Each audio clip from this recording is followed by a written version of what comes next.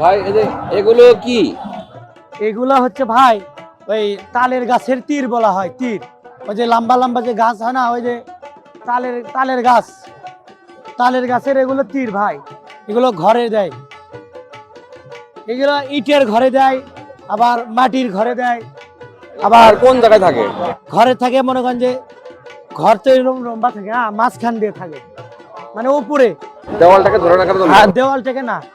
এগুলো তীর দেওয়া হয় যাতে হলে মনে করেন যে ওই রোদ, তারপরে গরম, একটু তাপ নিয়ন্ত্রণ করে। এরপরে তীর দিয়া এরপর বাঁশ দেয়, দিয়ে তালা পারে, যেরকম ছাদ ঢালাই করে মানুষ ওই রকম এগুলো দিয়ে বাঁশ দিয়া মাটি দিয়ে তালা পারে ভাই। এগুলো তো বাঁশ দিয়ে হওয়ার কথা, তাহলে এটা কেন লাগে?